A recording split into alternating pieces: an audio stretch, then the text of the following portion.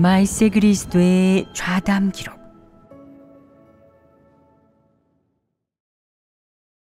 진리를 추구해야 성품이 변화될 수 있다.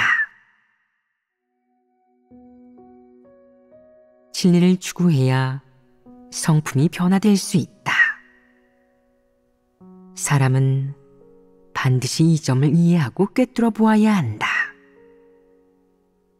깨달은 진리가 너무 적으면 실수하거나 잘못된 길을 가기 쉽다. 생명이 성장하려면 반드시 매사에 진리를 구하고 어떤 일에서든 어떻게 해야 진리에 부합하는지, 어떤 불순물들이 진리에 입에되는지를 구해야 한다. 이러한 일들을 반드시 꿰뚫어 보아야 할 것이다. 무슨 일을 하든 진리에 부합하는지, 가치와 의의가 있는지 생각해야 한다. 진리에 부합하는 일이라면 해도 되지만 그렇지 않은 일이라면 해서는 안 된다. 해도 그만 안 해도 그만인 일들은 포기할 수 있으면 포기하고, 혹은 어느 순간까지 하다가 포기해야 할 시점이 오면 결단을 내리고 빨리 내려놓아야 한다. 이는 일처리를 할 때 지녀야 할 원칙이다. 어떤 사람은 진리를 구하고 실행하는 것은 어째서 이렇게 어려운 것입니까? 마치 물을 거슬러 배를 보는 것과 같아 앞으로 나아가지 않으면 바로 뒤로 밀려나게 됩니다. 그런데 악행과 무의미한 일을 하는 것은 꼭 바람을 타며 노를 젓는 것처럼 어째서 더없이 수월합니까? 이게 어떻게 된 일입니까? 라고 묻는다.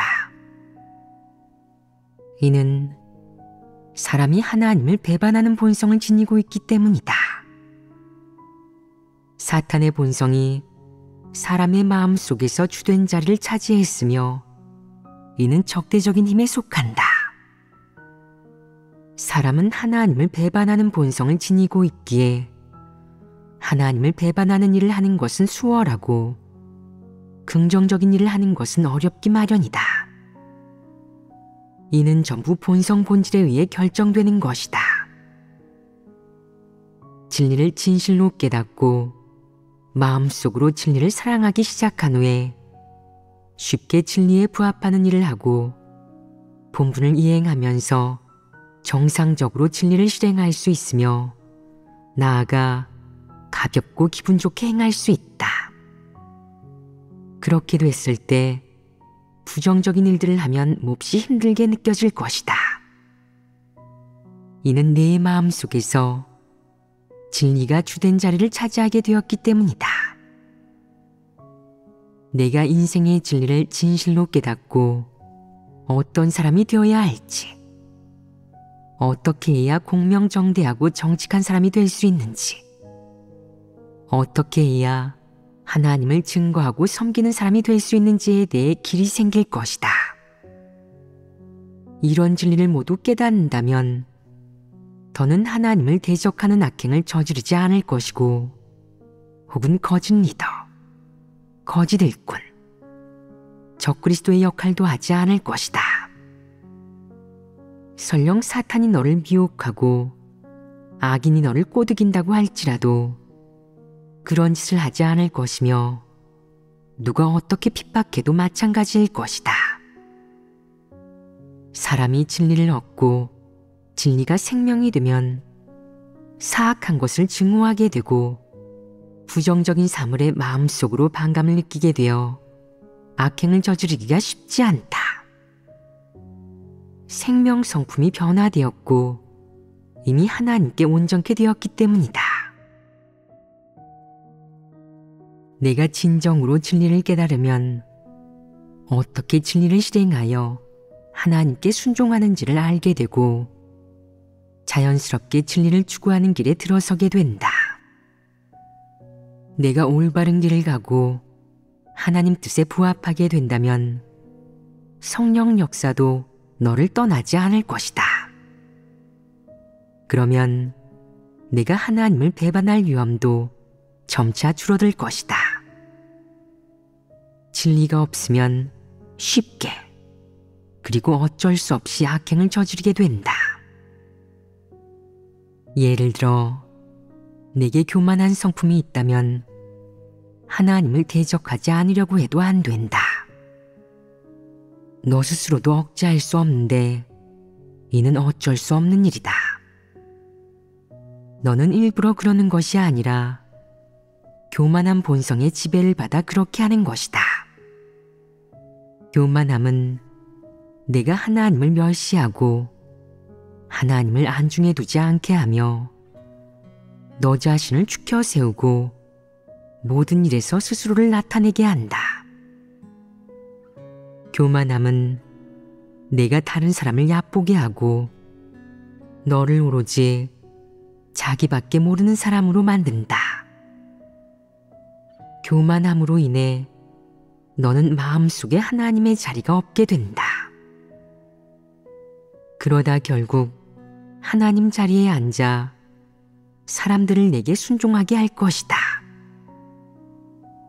자신의 뜻과 생각, 관념에서 나온 것들을 진리로 여겨 받들게 한다. 교만한 본성에 지배받아 사람이 얼마나 많은 악행을 저지르게 되느냐.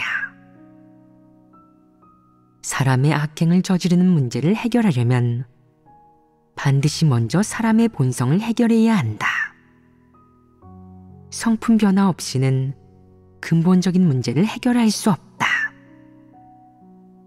내가 하나님에 대한 인식이 생기고 자신의 패귀를 알고 교만함의 비열함과 추함을 알게 되면 역겹고 메스꺼워지며 마음이 괴로워진다.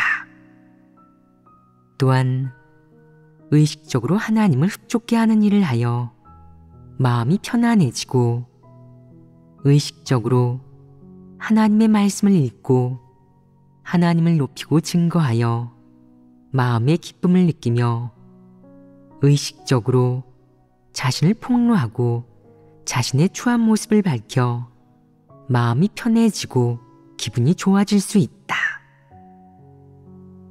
성품 변화를 추구하려면 가장 먼저 하나님 말씀을 인식하고 진리에 진입하기를 추구해야 한다. 진리를 깨달아야 분별력이 생기고 분별력이 생겨야 이를 꿰뚫어 볼 수 있다. 이를 꿰뚫어 볼 수 있어야 진정으로 자신을 인식할 수 있고 진정으로 자신을 인식해야 육을 저버리고 진리를 실행하여 점차 하나님께 순종할 수 있고 조금씩 하나님을 믿는 정상 궤도에 들어설 수 있다. 이것은 진리를 추구하려는 사람의 의지가 어떠한지에 달려 있다.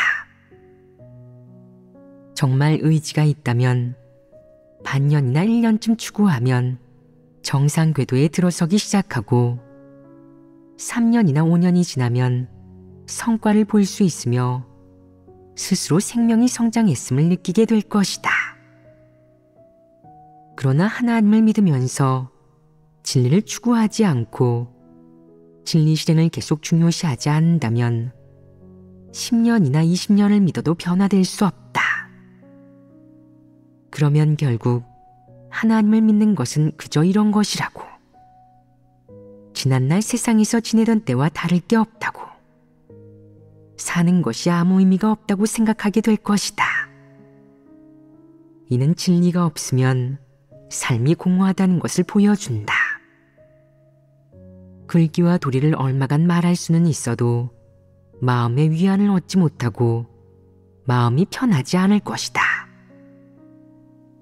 그러나 사람이 하나님을 알고 어떻게 사는 것이 의미 있는 삶인지 깨달으며 하나님을 만족케 하기 위해 일을 할 수 있다면 마음속으로 이것이 바로 진정한 인생이며 이렇게 살아가는 것이야말로 의미 있는 삶이라고. 사람은 이렇게 살아가야 하나님을 만족케 하고 하나님께 보답할 수 있고 마음이 편안해진다고 느낄 것이다.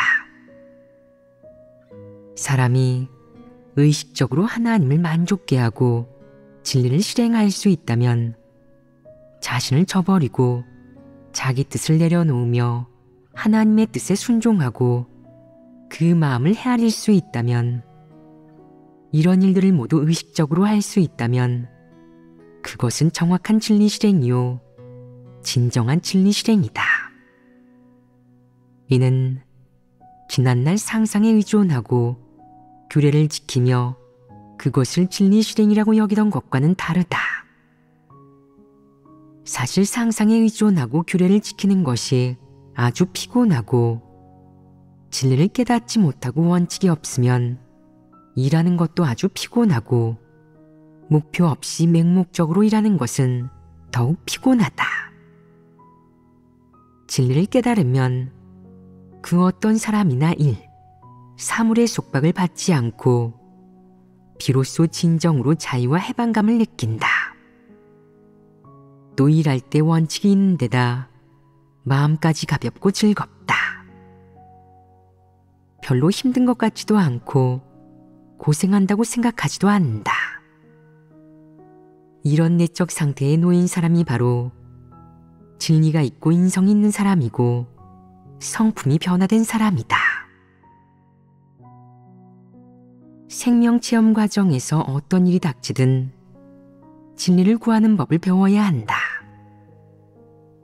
하나님의 말씀과 진리의 근거에 그 일을 잘 생각해 어떻게 해야 하나님 뜻에 완전히 부합할 수 있는지 알아야 한다.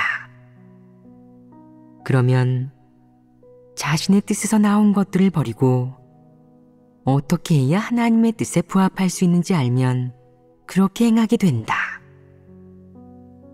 모든 것이 순리대로 흘러가는 듯 매우 수월하고 쉬워진다. 진리를 깨달은 사람은 바로 이렇게 일을 처리한다.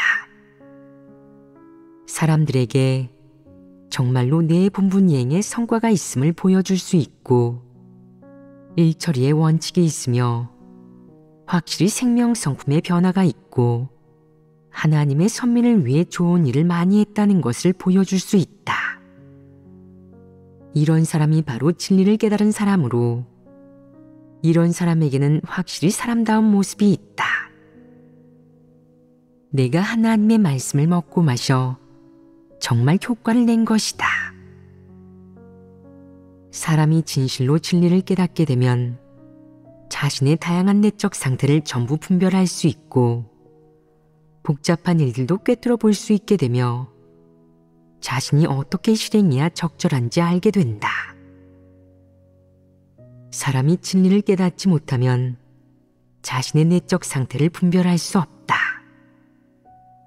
너는 자신을 저버리려고 해도 무엇을 어떻게 저버려야 할지 알지 못하며, 자신의 뜻을 내려놓으려고 해도 자신의 뜻이 어디가 잘못되었는지 알지 못하고 자신의 뜻이 진리에 부합한다고 생각하고, 심지어 그것을 성령의 깨우침으로 생각하는데 어떻게 자신의 뜻을 내려놓을 수 있겠느냐? 틀림없이 내려놓지 못할 것이다. 그러면 육을 저버린다는 것도 운운할 여지가 없다. 그렇기에 내가 진리를 깨닫지 못했을 때는 자신의 뜻에서 비롯된 것, 사람의 관념에 부합하는 것, 호의, 사랑, 고난을 받고 대가를 치르는 것 등을 옳은 것으로 보고 진리에 부합하는 것으로 여기기 쉽다. 그러니 그것들을 어떻게 저버릴 수 있겠느냐? 내가 진리를 깨닫지 못하고 진리 실행이 어떤 것인지도 모르고 아무것도 몰라 갈피를 잡지도 못해 그저 자기 눈에 좋아 보이는 대로 행동할 수밖에 없다. 결과적으로 어떤 일들을 치우치게 행하게 된다. 어떤 것은 규례를 지키는 것이고 어떤 것은 열정에서 비롯된 것이며 어떤 것은 바로 사탄에게서 나온 교란이다.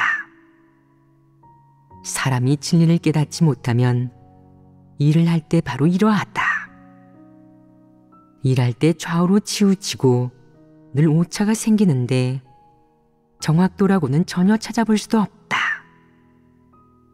진리를 깨닫지 못한 사람은 이방인처럼 이를 바라보는 것도 그릇되다.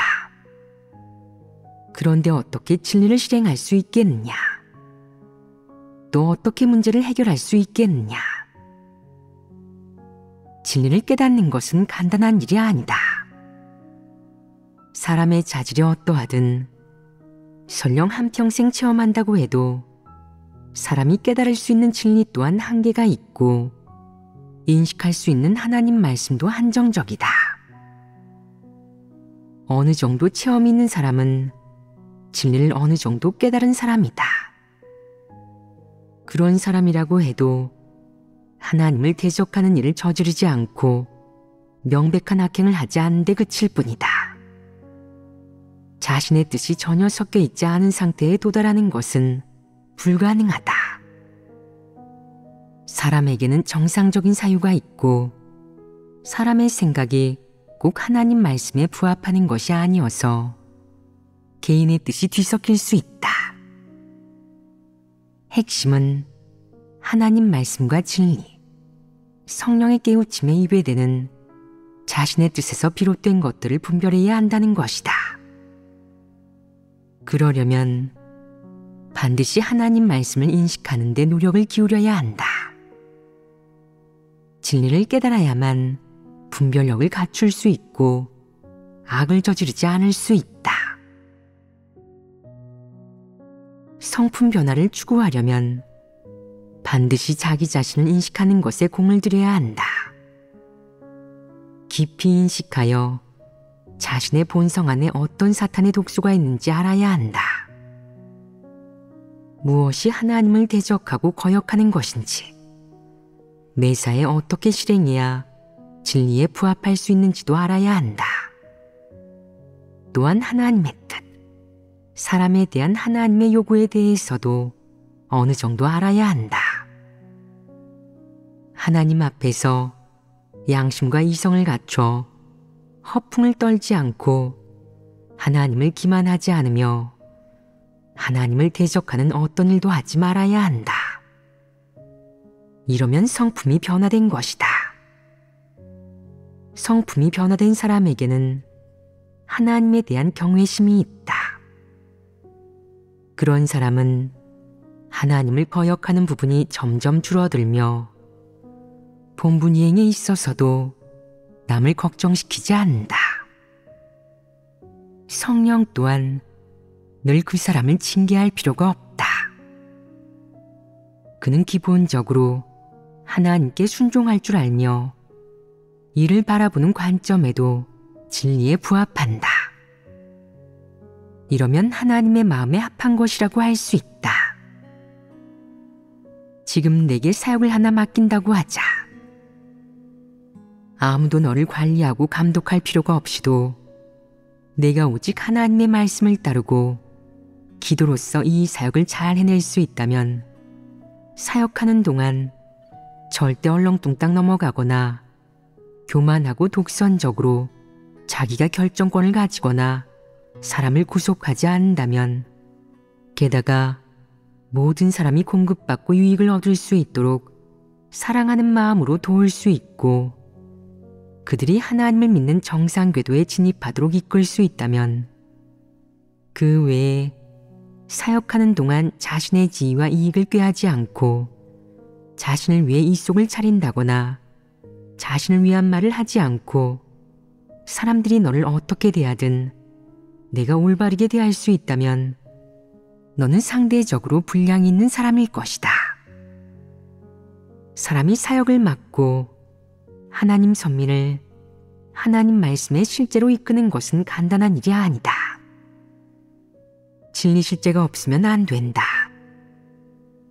은사로 사역하는 사람 중 넘어지고 실패한 사람이 얼마나 많은지 모른다. 사람에게 진리가 없다면 절대 신뢰할 수 없고 성품의 변화가 없다면 더더욱 신뢰할 수 없다. 너의 분량은 지금 어느 정도이냐? 누군가가 네게 하첨한다면 어떻게 대할 것이냐? 또 누군가 내게 부정적인 의견과 감정이 있다면 그 사람을 어떻게 대해야 공평하고 합리적이라고 할 수 있겠느냐? 감정에 치우치지 않고 온전히 하나님의 요구대로 사람을 발탁하고 선택할 수 있느냐? 지금의 분량으로 이러한 것들을 진정 해낼 수 있느냐?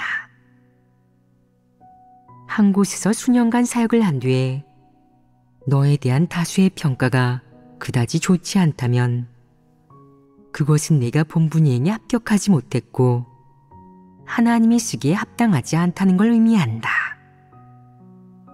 내가 행한 것을 보고 다수가 좋다고 여기고 적합하다고 생각한다면 너는 일단 쓰기에 합당한 것이다. 하나님이 쓰기에 합당하려면 진리가 없어서는 안 된다. 반드시 진리를 얻어야만 하나님이 쓰기에 합당한 것이다. 생명을 추구할 때는 다음 두 가지를 중시해야 한다. 첫째, 하나님의 말씀에서 진리를 깨닫는 것이다. 둘째, 하나님의 말씀에서 자신을 아는 것이다. 이 두 가지가 제일 근본적인 것이다. 하나님의 말씀을 떠나면 생명도 없고 진리도 없다. 내가 하나님의 말씀에서 진리를 구하지 않으면 어디서 진리를 찾을 것이냐? 세상 어디에 진리가 있느냐? 세상 신문과 매체에서 어느 누가 하나님 말씀을 보도하느냐? 세상의 정당 중 하나님을 증거하는 정당이 있더냐? 세계 각국에서 하나님의 말씀을 공개적으로 전파하는 게 통하느냐? 분명 통하지 않을 것이다. 그러니 세상에 진리가 없고 세상은 여전히 사탄이 권력 잡고 마귀가 권력을 잡고 있는 것이다. 온 세상이 어둡고 사악한데 어디 진리가 조금이라도 있겠느냐? 하나님의 말씀에서 진리를 깨닫는다는 것에는 가장 중요하게 하나님의 말씀에서 하나님을 알아가고 하나님의 말씀에서 인생을 알고 하나님의 말씀에서 진정으로 자신을 알고 하나님의 말씀에서 인생의 의미를 찾는 것 등 각 측면의 진리가 포함된다. 이 모든 진리가 하나님의 말씀 안에 있으니 진리로의 진입은 하나님의 말씀을 떠날 수 없다. 하나님의 말씀을 체험하고 실행해야 진리를 깨달을 수 있고 내가 진정으로 진리를 깨닫게 되면 하나님 말씀을 깨닫게 된다. 이것이 제일 근본적인 한 가지다. 어떤 이들은 사역하고 설교할 때 겉으로는 하나님의 말씀을 교제하는 것 같지만 하나님 말씀의 표면적 의미만을 이야기할 뿐 실제적인 것들은 조금도 말하지 않는다. 마치 국어를 가르치는 것처럼 조목조목 한 부분 한 부분 정리하여 설교한다. 설교가 끝나고 나면 모두가 지켜 세우며 이 사람에게는 실제가 있어요. 정말 훌륭하고 구체적인 설교네요. 라고 말한다. 그는 설교가 끝나면 설교 내용을 정리하여 교회에 나눠주라고도 하는데 이러한 행동은 사람을 미혹하는 짓이다. 그는 설교할 때 하나님의 말씀도 인용하고 있어 진리에 부합하는 것처럼 들릴지 몰라도 전부 하나님의 말씀 중 일부만을 주에 억지로 갖다 붙인 것이기에 원칙에서 벗어난 것이다. 내면을 자세히 들여다보면 전부 글귀와 도리, 사람의 관념과 상상, 나아가 하나님을 규정하는 부분도 있다. 이런 설교는 하나님의 사역을 방해하는 것 아니냐. 이는 하나님을 섬기면서도 하나님을 대적하는 것이다. 이성을 갖춘 사람은 말할 때 반드시 말의 범위와 선을 지켜야 한다. 어느 방면의 말이 사람이 해야 하는 것이고 이행해야 할 본분에 속하는지, 어느 방면의 말이 하나님만이 할 수 있는 것인지 알아야 한다. 사람은 하나님의 위치에 서서 말해서는 안 된다. 하나님이 어떻게 사역하는지 사람은 아무도 측량할 수 없는데 어찌 하나님을 규정할 수 있겠느냐. 사람은 하나님을 규정할 자격이 없다.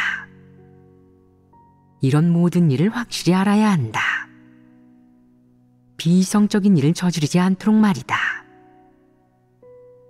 이성을 갖춘 사람은 스스로 어떤 위치에 서야 하는지, 어떤 말을 해야 적절한지 알아야 한다.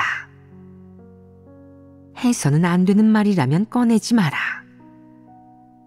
설령 하나님이 내게 얘기했다 하더라도 말하지 마라. 내가 자신이 있고 하나님 말씀이 진리라는 것을 인정한다면 바로 실행해야 한다. 늘 입에만 달고 산다 해도 소용없다. 말을 할 때마다 사람들이 그 말에 따르고 순종하게 하려 한다면 이는 교만한 것 아니냐. 하나님에 대한 일은 모르면 모르는 것이다. 절대 모르면서 아는 척하지 말고 모든 것을 다 안다는 듯 행하지 마라. 너무 역겹다. 언제나 하나님의 위치에 서서 자신을 드러내려 한다면, 마치 모든 것을 통달한 것처럼 앞에 나서려고만 한다면, 또한 하나님을 내세워 이 일 저 일을 하려 든다면 이게 정상인의 이성이냐? 이것이 진리를 실행하는 것이냐? 내가 하나님의 마음을 아느냐? 내게 하나님의 지혜가 있느냐? 자신도 진리를 깨닫지 못하고 더욱 진리를 갖추지 못했으며 하나님을 증거할 줄도 모르고 심지어는 하나님께 순종하는 사람도 아니면서 하나님을 내세워 말하고 일하려 한다. 사람이라면 이러한 야심을 품기 마련인데 이것은 가장 수치스러운 일이고 비이성적인 일이다. 오늘날 각 나라 각 지역의 사람들이 모두 참도를 찾으러 오는데 사람은 어떻게 하나님을 증거해야 하느냐? 만약 사람이 비이성적이고 교만하고 방자하며 제멋대로 행동하고 나쁜 짓을 저지른다면 하나님을 대적하고 모욕하는 것이 아니겠느냐? 이는 본분을 이행하는 것이 아니오 더욱이 하나님을 증거하는 것도 아니다. 이는 바로 자신의 사탄 몰골을 드러내는 것이다. 진정으로 정복된 사람은 진실한 말을 하는 법을 배우고 참된 간증을 해야 한다. 개인의 생명 체험을 말하는 것이 무엇보다 중요하다. 큰 소리치고 큰 이론을 얘기하고 싶다 한들 무슨 소용이 있겠느냐. 몇 년 동안 하나님의 사역을 체험했다 하더라도 사람은 여전히 점잖지 못하다. 사람의 신분으로 하나님을 증거할 자격이 없음에도 비이성적이고 교만한 인간들은 여전히 하나님을 증거하려 한다. 그렇다면 하나님을 모욕하고 모독하는 것이 아니냐. 하나님에 대해 인식이 없고 여전히 하나님을 대적하는 성품인 내가 하나님을 증거한다는 것이 역겨운 일이 아니냐. 그러므로 사람은 하나님을 증거할 자격이 없다고 한다. 우리에게 하나님이 중국 대륙에서 하신 사역을 증거해 주세요. 라는 누군가의 말에 우리가 수년간 하나님 사역을 체험했는데 이제 하나님을 증거할 때가 되었죠. 라고 대답한다면 문제가 되지 않겠느냐. 또 비이성적이다. 사람은 하나님을 증거할 자격이 없다. 너는 마땅히 이렇게 말해야 한다. 우리는 하나님을 증거할 자격이 없습니다. 하지만 하나님은 우리를 구원해 주셨고 우리에게 은혜를 베풀어 주셨죠. 이에 우리는 어느 정도 은혜를 얻었고 하나님 사역에 대해 약간의 체험을 했으니 교제할 수는 있습니다. 그러나 하나님을 증거하진 못하고 그저 개인의 체험만은 말할 수 있어요. 너는 자신이 어떻게 하나님께 정복되었는지, 당시에 어떤 배교를 드러냈는지, 어떻게 교만했는지, 결국 정복되고 나서는 어떤 결과가 있었는지와 어떤 의지를 가지게 되었는지 교제하면 된다. 사실 참된 체험을 얘기함으로써 하나님을 증거하는 것이 하나님의 마음에 가장 부합하는 것이자 하나님의 요구이다. 여전히 위치에 서서 하나님을 증거하려 한다면 이것은 큰 잘못이자 비이성적이며 교만한 것이다. 너는 마땅히 이렇게 말해야 한다. 저는 저의 체험을 얘기해 드리겠습니다. 하지만 아직 하나님을 증거하기에는 부족합니다. 먼저 하나님이 왜 성육신으로 중국에 오셨는지를 주제로 교제를 나누겠습니다. 여러분은 어쩌면 이에 대해 잘 모르실 겁니다. 우리는 하나님의 사역을 통해 우리 중국인은 큰 붉은 용이 따리를 들고 있는 곳에서 태어났고 더러운 곳에서 성장했으며 사탄에 의해 가장 깊이 폐괴되었음을 알게 되었습니다. 중국인은 거짓말을 가장 많이 하고 인성도 제일 나쁘며 인격 또한 갖추지 못해 사람다운 모습이 조금도 없습니다. 우린 각 나라 각 지역의 하나님 선민에 비해 가장 저급하고 가장 더러우며 가장 깊이 폐괴된 사람입니다. 그러니 우리는 하나님을 증거할 자격이 없습니다. 다만 하나님께 이토록 큰 구원과 사랑을 받았으니 개인의 체험 간증을 얘기하지 않을 수 없습니다. 하나님의 은혜를 말살할 수 없으니까요.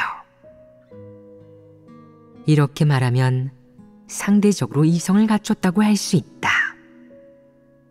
사람이 하나님께 정복된 후 최소한 갖춰야 할 이성은 절대 교만하게 말하면 안 된다는 것이다. 사람은 분토의 위치에 서서 솔직한 말을 해야 하며 이렇게 하는 것이 제일 좋다. 특히 하나님을 증거할 때 큰 소리, 빈말, 거짓과 기만의 말이 아닌 마음에서 우러나온 참된 말을 할 수 있다면 내 성품에 진짜 조금 변화가 있는 것이다. 이것은 정복된 후 마땅히 있어야 할 변화이다. 이 정도의 이성도 없다면 사람다운 모습이 너무나 없는 것이다. 나중에 각국 각지의 하나님 선민들이 하나님 앞으로 돌아와 하나님께 정복됐을 때 대예배에서 하나님을 찬양할 때 내가 또 교만하기 시작하여 계속 자신을 자랑하고 드러내면 너는 철저히 버려지고 도태된다. 사람은 늘 점잖게 행동하고 자기 신분과 지위를 확실히 알고 예병이 도지지 않도록 보증해야 할 것이다. 사람이 교만하고 잘난 체 하는 것은 전형적인 사탄의 형상이다. 이 부분에서 변화가 없으면 그것은 사람의 모습이 아니라 여전히 사탄의 모습이다. 교만함을 해결하기가 가장 어렵다. 이 부분을 인식했다 해도 완전히 변화할 수 있는 것이 아니며 많은 연단의 고통을 받아야 한다. 심판과 형벌, 책망과 훈계 없이 오랜 시간이 지나면 아무래도 위험하다. 앞으로 각국 각지의 하나님의 선민이 하나님 사역을 받아들일 때 우리는 하나님이 중국에서 이긴 자들을 얻었다고 진작 계시를 받았습니다. 라고 하면 너희는 그 말을 듣고 우리는 조금도 큰 소리 칠 거 없어.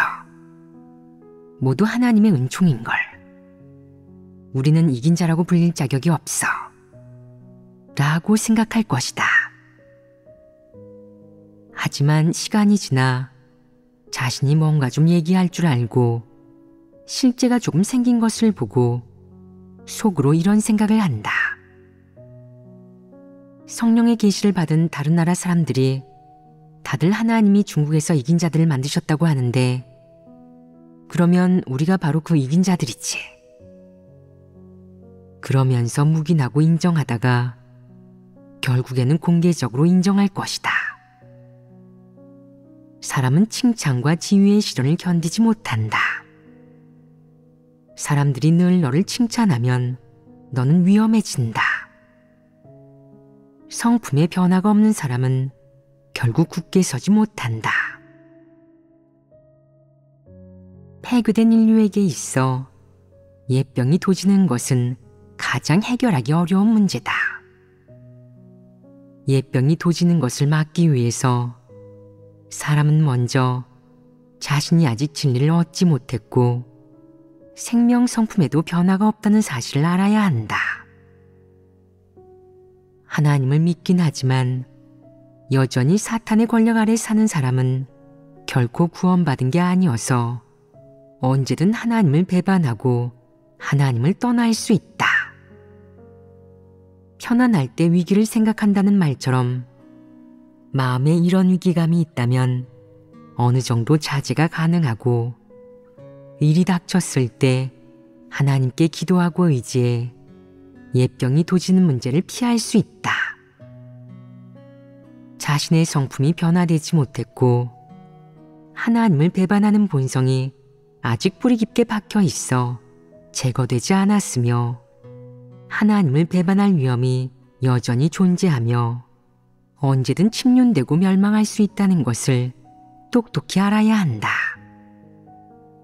이는 진실이니 너희는 반드시 신중을 기해야 한다. 명심해야 할 3가지 중요한 사항이 있다.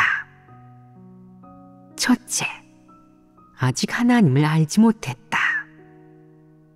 둘째, 성품의 변화도 없다. 셋째, 아직 진정한 사람의 모습을 살아내지 못했다. 이 3가지는 다 사실에 부합하고 또한 진실이니 스스로 명확히 알아야 한다. 사람은 자신을 잘 알아야 한다. 정말 의지가 있다면 좌우명을 하나 준비해 두어야 한다.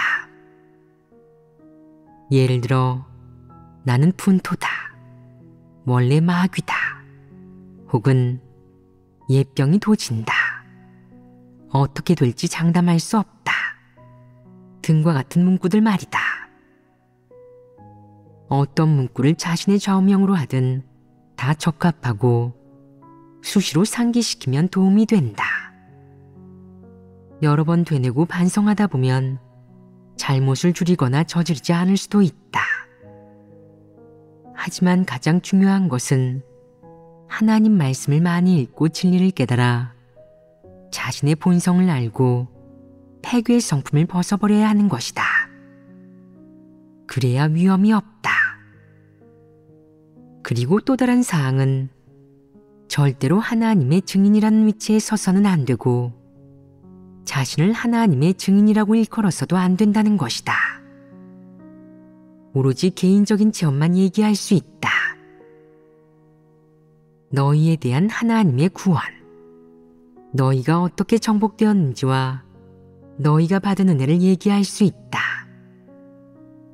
너희는 가장 깊이 폐괴된 사람들이자 쓰레기이며 분토라는 사실을 잊지 말아야 한다. 오늘날 하나님의 말세 사역을 받아들일 수 있는 것은 완전히 하나님의 높여줌이다. 너희가 가장 폐괴되고 더럽기에 성육신한 하나님의 구원과 이토록 큰 은혜를 받은 것이다. 그러니 너희는 조금도 자랑할 것이 없고 오직 하나님을 찬미하고 하나님께 감사해야 한다. 너희가 구원받은 것은 완전히 하나님의 은총이다. 왜 너희를 가장 운이 좋은 사람이라고 말하겠느냐? 너희가 운이 좋다는 것은 결코 너희가 어떠한 강점이 있어서나 좋은 조건을 가져서가 아니다. 단지 너희가 중국에서 태어나 사탄에 의해 가장 깊이 폐괴되었고 가장 더러운 사람이기 때문이다. 하나님은 자신의 경륜에 따라 큰 붉은 용이 따리를 틀고 있는 곳에 가장 더럽고 폐괴된 인류를 우선 구원하여 먼저 모델과 표본으로 만들고자 하였다. 그리하여 너희를 선택한 것이다. 너희가 바로 하나님이 예정하고 선택한 사람들이다. 하나님이 이렇게 계획하지 않았더라면 너희는 영원히 침륜되었을 것이다. 그러므로 너희가 가장 운이 좋은 사람이라고 말하는 것은 괜찮다. 하지만 너희는 조금도 자랑할 것이 없으니 절대로 허풍을 떨어서는 안 된다. 너희는 하나님 말씀의 심판과 형벌을 체험하면서 모두 어느 정도 수확을 거뒀으며 진실한 체험이 생겼으니 하나님을 위해 증거해야 한다. 하나님을 증거할 때에는 주로 하나님이 어떻게 사람을 심판하고 형벌하는지, 어떤 시련으로 사람을 연단하고 사람의 성품을 변화시키는지, 너희가 체험 과정에서 얼마나 많은 폐괴를 드러내고 얼마나 많은 고난을 겪었는지, 하나님을 대적하는 일을 얼마나 많이 저질렀는지, 결국 어떻게 정복되었는지, 하나님의 사역에 대한 진실한 인식을 얼마나 갖게 되었는지, 어떻게 하나님을 증거하고 하나님의 사랑에 보답해야 하는지에 대해 많이 말해야 한다. 너희는 이 부분에 대해 말할 때 공허한 이론을 말하지 말고 사실적으로 알아듣기 쉽게 말하며 마음속 말을 솔직하게 해야 한다. 그렇게 체험하면 된다. 심오하고 공허한 이론으로 자신을 뽐내려 하지 마라. 그러면 너무 교만하고 비이성적으로 보인다. 실제 체험에 바탕을 둔 실제적인 말, 마음에 있는 말을 많이 해야 한다. 이는 사람에게 가장 크게 도움이 되고 사람들 보기에도 가장 적절하다. 지난날 너희는 하나님을 가장 심하게 대적한 사람들이었고 하나님께 순종하는 것이 가장 어려운 사람들이었지만 지금은 정복되었다. 이 점을 영원히 잊어서는 안 된다. 이 방면의 일을 많이 묵상하고 생각해서 이해한다면 어떻게 증거해야 할지 알게 될 것이다. 그렇지 않으면 뻔뻔스럽고 비이성적인 일을 저지르기 쉬운데 그것은 하나님을 증거하는 것이 아니라 하나님을 욕되게 하는 것이다. 참된 체험이 없고 진리를 깨닫지 못했다면 하나님을 증거하지 못한다. 흐리멍덩하게 하나님을 믿는 사람은 영원히 하나님을 증거하지 못한다.